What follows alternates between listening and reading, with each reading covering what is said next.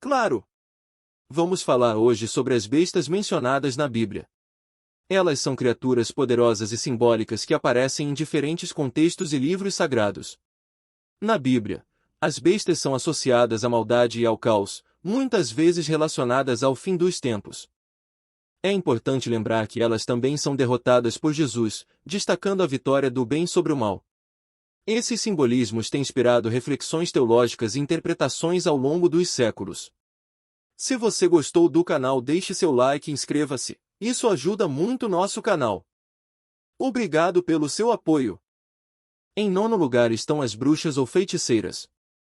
As bruxas e feiticeiras alcançaram uma reputação sombria na Bíblia. A advertência contra o envolvimento com práticas de espiritismo e magia é clara e frequente ao longo do livro sagrado. A Bíblia condena explicitamente todas as formas de espiritismo que não estão diretamente relacionadas a Deus. Aquelas que se envolvem com espíritos, praticam magia ou tentam prever o futuro são rotuladas como monstros pelas Escrituras. A Bíblia não apenas condena a bruxaria, mas também estabelece punições severas para aqueles que a praticam. Êxodo capítulo 22, versículo 18, diz que uma feiticeira não deve ser permitida viver, sendo direto em sua condenação. Levítico capítulo 20, versículo 27. Decreta que homens e mulheres que se envolvam com o espiritismo ou sejam médios devem ser mortos por apedrejamento. Dentro das histórias da Bíblia, a rainha Jezabel do Antigo Testamento é uma das bruxas mais famosas. Ela era esposa do rei Acabe de Israel e ficou conhecida por sua vaidade e narcisismo. Jezabel afastou seu marido do culto ao único Deus verdadeiro, adorando os antigos deuses da Mesopotâmia, Baal e Azerá. Além disso, ela também praticava magia. Como consequência, Deus determinou seu trágico fim, sendo jogada pela janela, pisoteada por cavalos e devorada por cães. A mensagem da Bíblia é clara quanto ao perigo da bruxaria e da magia, alertando para que os fiéis evitem tais práticas e busquem uma relação direta com Deus. As histórias de bruxas e feiticeiras na Bíblia servem como exemplos do que acontece quando a humanidade se afasta do caminho divino e se envolve em caminhos obscuros e proibidos. Em oitavo lugar, o lobisomem. O rei Nabucodonosor II da Babilônia, também conhecido como Nabucodonosor, o Grande, foi uma figura importante na Bíblia e uma figura histórica real. Ele governou o Império Neobabilônico a partir de 605 anos antes de Cristo, até sua morte em 562 anos antes de Cristo. Historiadores o consideram o maior rei de toda a Babilônia, conhecido por suas bem-sucedidas campanhas militares e imensos projetos de construção na capital, Babilônia. Além disso, ele teve um impacto significativo na história judaica. No entanto, Nabucodonosor também é famoso por algumas passagens obscuras da Bíblia que o descrevem como se transformando em um lobo. A história é complicada, mas a versão mais simples é que o grande rei da Babilônia teve problemas com Deus devido à sua ostentação. No livro de Daniel, Nabucodonosor recusou-se a aceitar as próprias advertências de Deus, mas demonstrou respeito pela sua existência. No entanto, esse respeito não foi suficiente para Deus, que enviou um pesadelo ao rei. Deus disse que, se o rei não o adorasse como planejado, ele se transformaria em uma besta. Quando Nabucodonosor recusou-se a adorar a Deus, uma maldição foi lançada sobre ele. A Bíblia descreve que seu cabelo cresceu como penas de águia, suas unhas se tornaram como garras, e ele passou a comer capim como uma vaca, vivendo na floresta como um louco. Algumas interpretações sugerem que essa passagem poderia ser a primeira descrição de uma transformação de lobisomem na história. No entanto, é importante notar que não existem evidências físicas ou arqueológicas que comprovem que isso tenha realmente acontecido. A descrição da Bíblia é uma narrativa simbólica e religiosa, e não deve ser interpretada literalmente. A história de Nabucodonosor serve como um exemplo das crenças e ensinamentos presentes na Bíblia, mas não como uma comprovação histórica de transformações em lobisomens. Em sétimo lugar, os vampiros. É importante ressaltar que a descrição mais detalhada de vampiros não pode ser encontrada na Bíblia, mas sim em um texto chamado Casidon Sefir. Para aqueles que não estão familiarizados, esse livro é um antigo texto escrito por Judá ben Samuel. que descreve a vida religiosa do povo judeu na Alemanha medieval. No Casidon Sefir, é discutida a existência de uma criatura chamada Aluca, que é mencionada brevemente em Provérbios, na Bíblia. Em Provérbios, o termo Aluca é traduzido para o inglês como sanguessuga de cavalo. Mas estudiosos bíblicos afirmam que sua tradução pode ser o monstro sedento de sangue. A criatura em Provérbios é descrita como tendo dentes como espadas e sempre insaciável por água. O Casidon Sefir entra em mais detalhe. Alguém era considerado vampiro. Os alemães costumavam enterrar a pessoa com pedras colocadas em sua boca, para evitar que se transformassem em demônios após a morte. É importante ressaltar que essas histórias e crenças eram parte das superstições e mitos da época, e não têm base científica ou histórica. A ideia de vampiros como seres sobrenaturais sedentos por sangue humano continua sendo uma figura lendária e mitológica, mas não tem fundamento bíblico. Em sexto lugar, os gigantes nefilins. Os nefilins são supostamente a descendência da união entre seres humanos, mulheres e gigantes masculinos. Essas criaturas são mencionadas no livro de Gênesis, juntamente com muitos outros escritos não canônicos.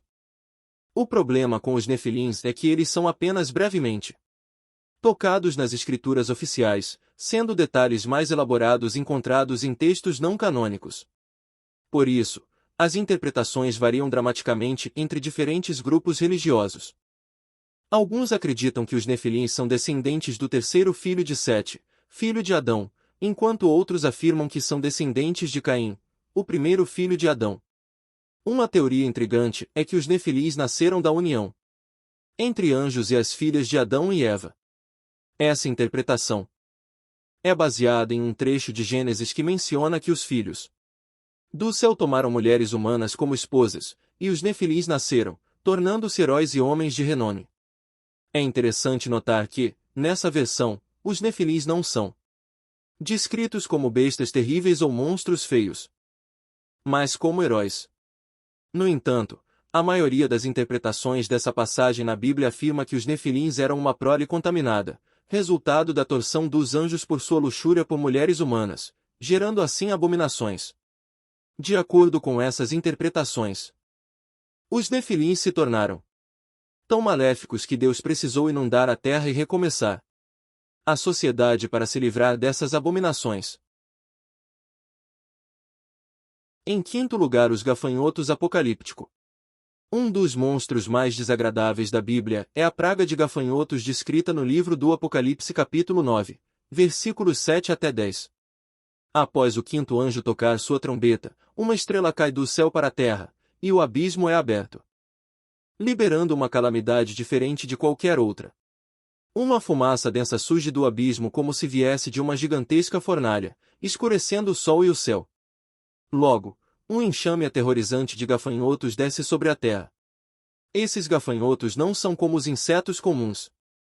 Eles têm uma aparência horripilante e assustadora. São descritos como tendo a aparência de escorpiões, com a aparência de cavalos preparados para a batalha. Possuem cabelo semelhante ao das mulheres e dentes tão grandes quanto as presas de leões. Além disso, usam couraças de ferro e o som de suas asas é como o estrondo de carros em uma batalha. No entanto, o aspecto mais assustador desses gafanhotos é a capacidade de infligir dor extrema. Possuem caudas semelhantes às de escorpiões. E cada picada causa uma dor terrível que pode durar até 5 meses. Quando essa praga de gafanhotos se abate sobre a humanidade, é parte do Apocalipse, e eles recebem ordens para não matar as pessoas, mas para torturá-las além da agonia por aproximadamente 5 meses. Durante esses meses de tormento, os homens serão atormentados tão ferozmente pela praga de gafanhotos que buscarão a morte, mas não conseguirão encontrá-la. É uma cena de sofrimento e desespero, parte do cenário apocalíptico descrito no livro do Apocalipse. A história alerta sobre as consequências terríveis dos pecados e o juízo final que está por vir. Em quarto lugar, bestas da Bíblia. No livro do Apocalipse, são descritas duas bestas que representam figuras malignas e poderosas. A primeira delas emerge do mar e recebe grande poder do dragão maléfico que surge do abismo para causar caos no mundo. Em seguida, a segunda besta surge da terra e atua como assistente da primeira, instruindo as pessoas a adorarem a primeira besta. Ambas estão claramente em oposição direta a Deus, sendo soldados do Rei das Trevas, monstruosas e terríveis, destinadas a perseguir os santos, influenciar os reis da terra e preparar-se para a grande batalha do Armagedon. No entanto, a história do Apocalipse não termina bem para essas bestas. Elas são derrotadas por Jesus e lançadas no lago de fogo. Antes de sua derrota, no entanto, as bestas atormentam e influenciam a humanidade de maneiras terríveis. A primeira besta é uma visão aterrorizante, com 7 cabeças, 10 chifres e coroas sobre cada chifre. Sua aparência se assemelha a um leopardo misturado com um urso e um leão, e seu nome é blasfemo, inspirando espanto e admiração entre as pessoas, que o seguem cegamente. A segunda besta, conhecida como falso profeta, é ainda mais astuta. Ele forçará todas as pessoas a receberem a marca da besta em suas mãos direitas ou testas, marcando-as antes do dia do julgamento. Essa marca é um sinal de submissão à primeira besta e uma prova de lealdade ao seu reino das trevas. O livro do Apocalipse é repleto de simbolismos e profecias complexas, e as bestas são apenas uma das muitas figuras assustadoras que aparecem nessa narrativa. A mensagem central do Apocalipse é a vitória final de Deus sobre o mal, mas até esse momento, a humanidade enfrenta tribulações e desafios enfrentados pelas ações das bestas e outras forças malignas. A história do Apocalipse é uma advertência e um lembrete do eterno conflito entre o bem e o mal, e da importância de permanecer fiel a Deus em face de provações e tentações.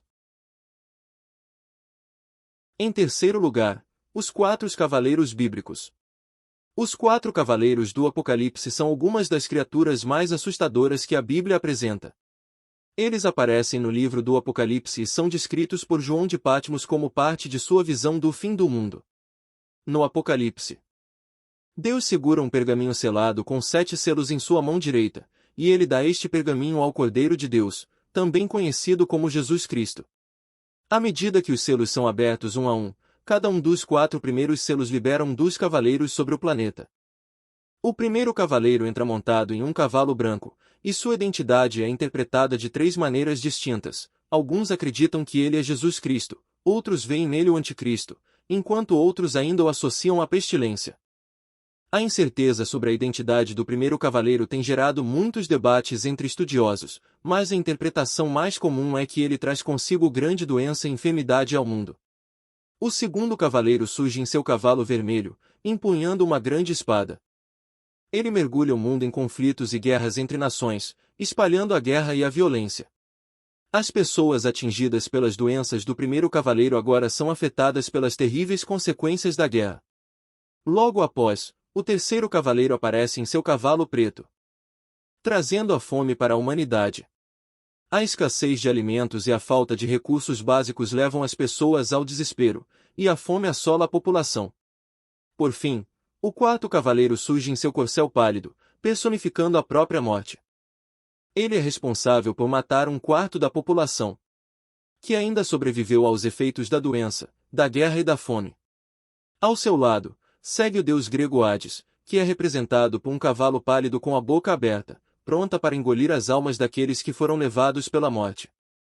Esses 4 cavaleiros do Apocalipse simbolizam desgraças e desastres que assolam a humanidade durante os eventos do fim dos tempos, conforme descrito no livro do Apocalipse.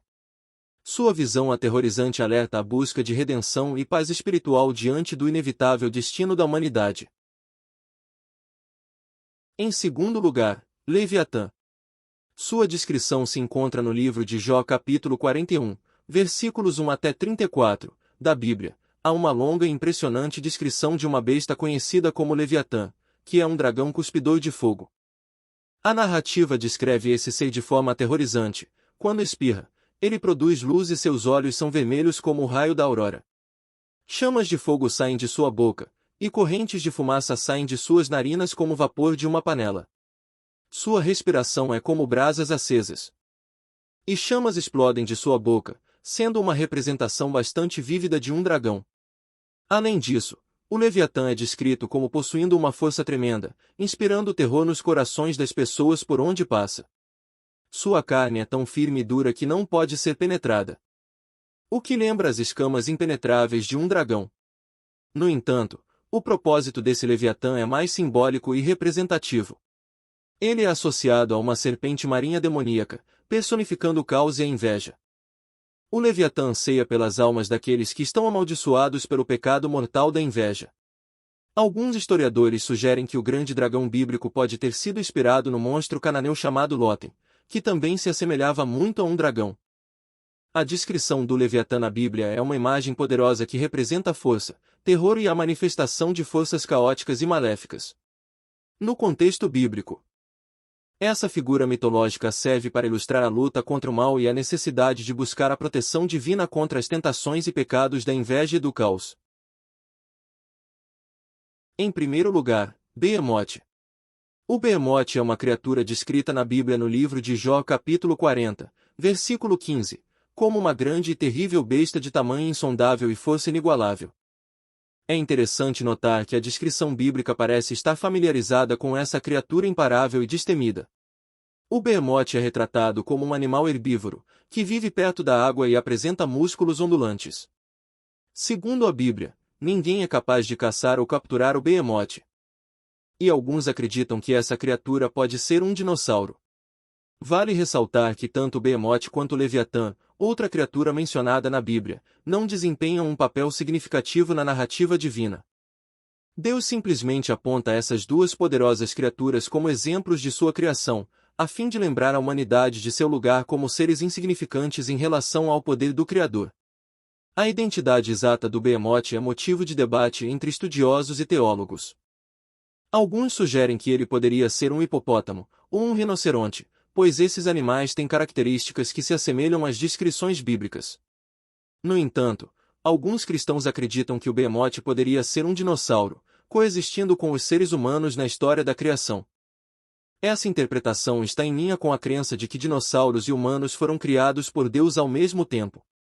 No final, a identidade do Behemoth continua sendo uma questão de interpretação e crença pessoal.